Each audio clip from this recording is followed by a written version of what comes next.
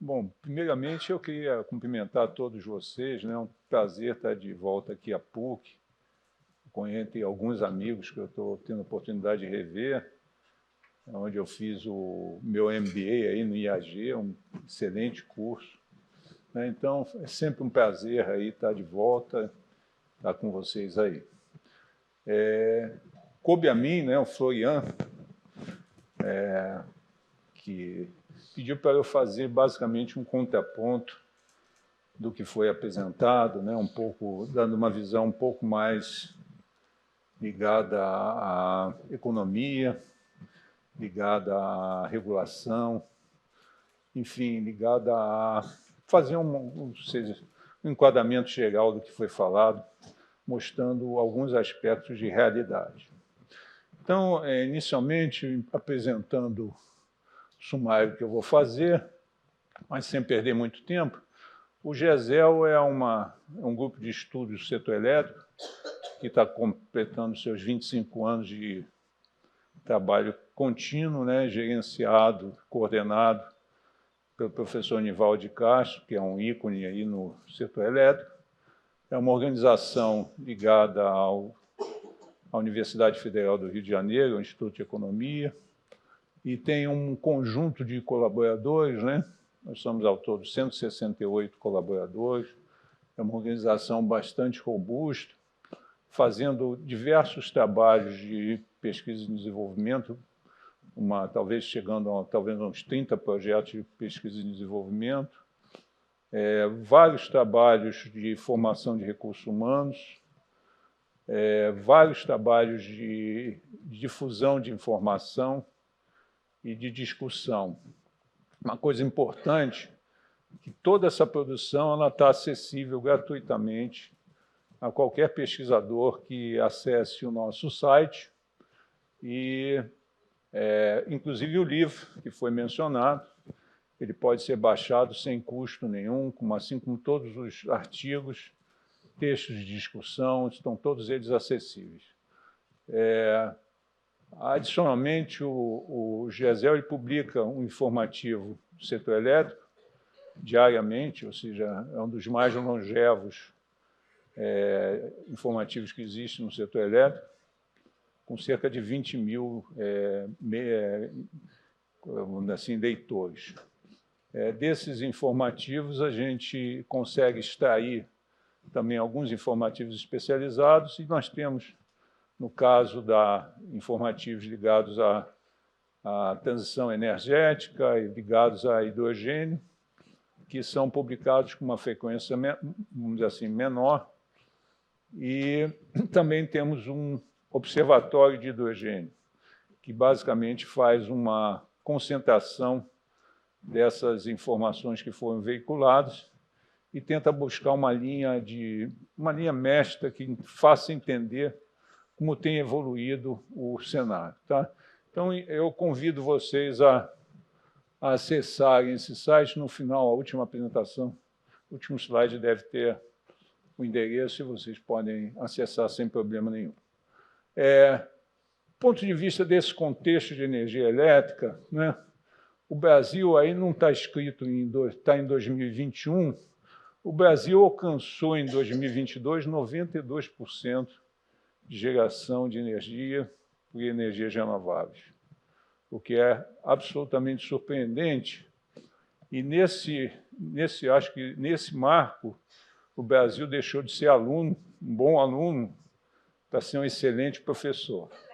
Então, ou seja, eu acho que toda essa história do setor elétrico, o GESEL tem trabalhado muito com um grupo que era da Eletrobras, que é o da memória da eletricidade.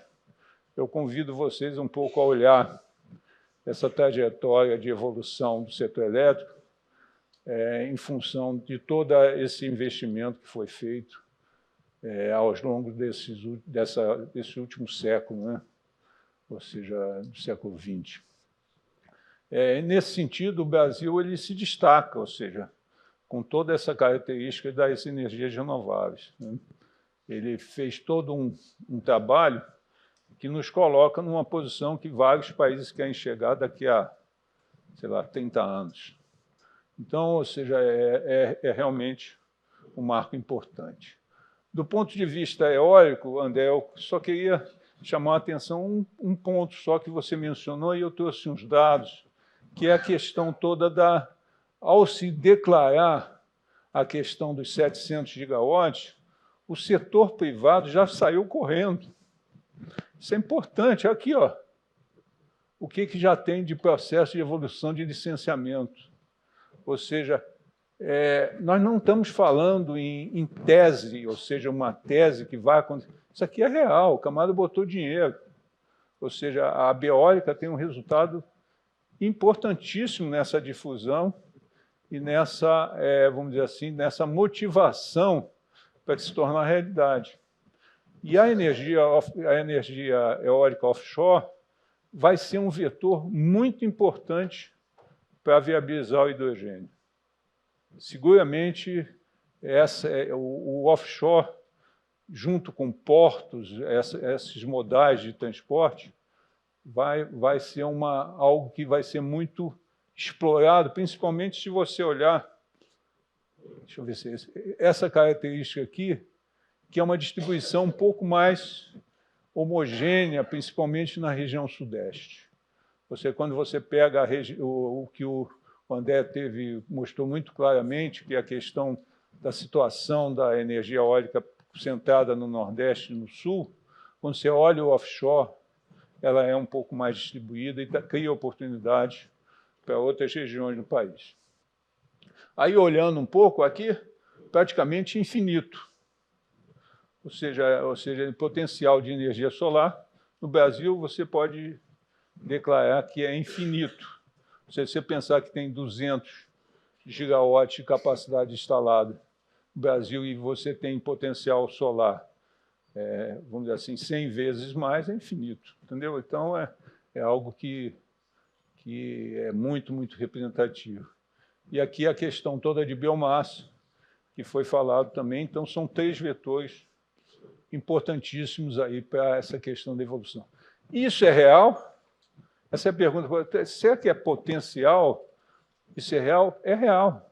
Porque quando fazem leilões, aparecem 542 projetos. Nesse leilão aqui, A-4 de 2022, André, eu acredito que seja essa realmente o que foi cadastrado. 542 projetos eólicos, 1.263 projetos solares, 60 hidráulica e a térmica de biomassa. Isso dá, ou seja, uma demonstração cabal que, ou seja, isso é uma realidade. Nós não estamos trabalhando com potencial, nós estamos trabalhando com realidade. Entendeu? Então, ou seja, isso é muito importante ter isso na cabeça, ou seja, que não é algo futurista que vai ser visto, são projetos que estariam aptos a competir num leilão, ou seja, uma vez que foram cadastrados. Aqui é uma coisa importante, que às vezes a gente deixa passar, é que todo esse aspecto de geração ele tem que ser complementado com transmissão. Ou seja, você só faz energia chegar no local de utilização com transmissão. Então, ou seja, o Brasil dá 4 voltas ao mundo passando pelo Equador. Então, ou seja, são 150 mil quilômetros, além disso, todo um aspecto de expansão da integração entre regiões, o que viabiliza você fazer um empreendimento de geração no lugar e um empreendimento de uso em outro lugar. Então, ou seja, toda essa questão de integração é muito importante se considerar também, ou seja, o aspecto da transmissão. E aqui alguns aspectos de emissão, não é? Ou seja, quando o setor elétrico é esse azul aqui, não é? Ou seja, o setor elétrico, né, tem uma faixa dos 5%, em torno de, eu acho que é 4,9%, passando para 5,9%, ou seja, são valores de emissão baixos comparados com outros países. E aqui a nossa questão da emissão, que já foi falado, ou seja, 37% do valor da Europa, 27% do americano e 15% do chinês. Ou seja, isso considerando que isso é já o 2021 que foi publicado, né? Então, ou seja, é um bom aluno que se tornou um bom professor. Aqui, armazenamento é uma coisa interessante. Teve até um ato meio folclórico, né, de armazenar o vento. Foi falado uma época como armazenar o vento. E eu acho que ela estava falando disso, de armazenamento, né? Ou seja, e aí o papel do armazenamento é um fator fundamental para a transição energética. É o que vai...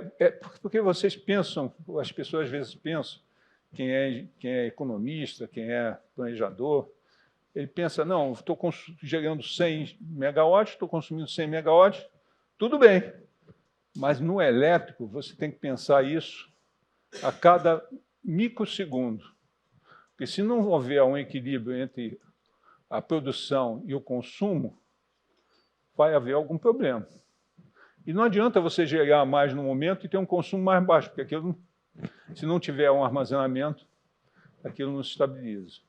Então, o breakthrough em termos de energia, o que vai mudar o mindset da energia é o armazenamento. E essa questão do armazenamento ela tem evoluído muito, tanto na parte eletroquímica, na parte, vamos dizer assim, eletroquímica, quanto na parte mecânica. E aí eu destaco na parte eletroquímica toda a parte de baterias, tá certo? Todo esse conjunto aqui de baterias, a questão de hidrogênio que foi falado, principalmente células combustíveis, né? Eu tive na terra do Florian semana passada, ou seja, e ali tinha uma porção de carros a hidrogênio circulando como táxis.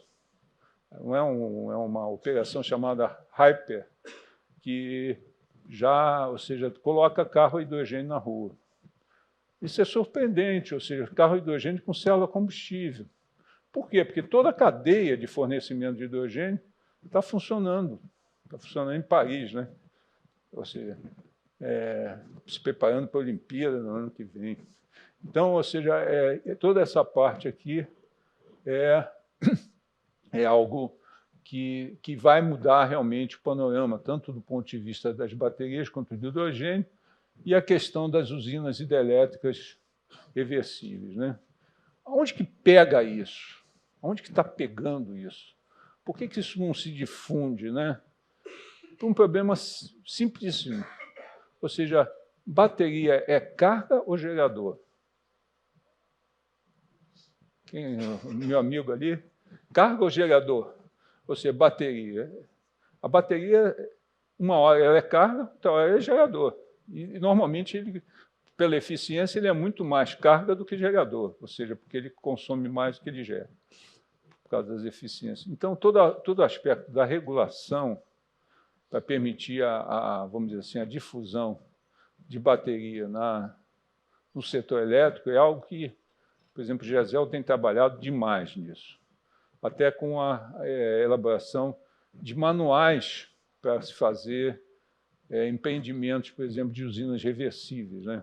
Nós temos um pesquisador, Roberto Brandão, que é um dos maiores especialistas em usinas reversíveis agora no Brasil, que visualiza que usina reversível vai ser uma grande resposta à expansão hidráulica no Brasil, do ponto de vista de construir reservatórios pequenos que façam um armazenamento de energia para poder utilizar vamos dizer assim, em situações... E aqui um pouco a questão das usinas reversíveis, ou seja, independente das baterias estarem se desenvolvendo, 95% do armazenamento existente no mundo é feito por usinas reversíveis. No Brasil tem muitas oportunidades para a gente poder utilizar usinas reversíveis. Aqui, o que é uma usina reversível, deixa eu voltar, é basicamente uma usina que tem um reservatório superior e um reservatório inferior, e você pode jogar água para o reservatório superior quando você tiver uma situação de excesso de energia.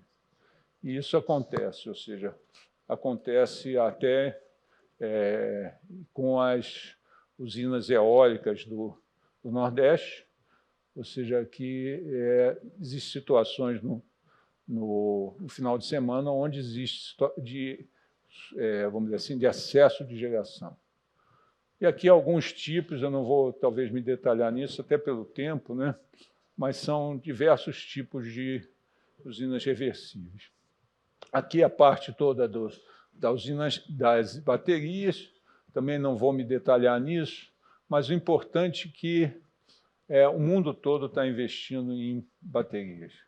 Tem evoluído bastante em termos de confiabilidade, flexibilidade e custos, principalmente. E aqui são as adições. Vocês percebem que as adições de baterias, vocês praticamente veem isso aqui aumentando 60% de um ano para o outro. Ou seja, em termos de armazenamento de baterias a nível da rede. Ou seja, é uma mudança de paradigma, sem dúvida nenhuma, uma mudança de paradigma. E aqui os países que estão mais investindo nesse assunto, né? E a queda de preço, evidentemente, 2022, não é 2021, 2022, não são anos típicos por causa dos efeitos da Covid, né? A questão das perspectivas, tanto de curto prazo ou médio prazo, para o Brasil no uso da energia, mas principalmente o efeito da regulação ele é importante. Aqui o Floriano pediu para falar um pouquinho de usinas nucleares, e a usina nuclear ela sofre de um problema muito sério, que é o problema da sensação da opinião pública, que é um problema muito sério. Então, aí, você olha, no mundo, os Estados Unidos têm cerca de 15% da sua matriz elétrica nuclear.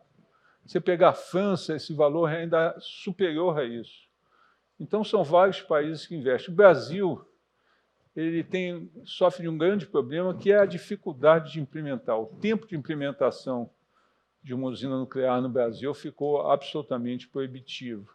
Mas, no mundo, isso tem acontecido e, basicamente, o que aconteceu em termos de usinas nucleares, que tiveram 3 grandes acidentes de usinas nucleares, mas são 3 em 50 anos. Então, ou seja, é algo que precisa ser repensado. Ou seja, e nesse contexto, uma grande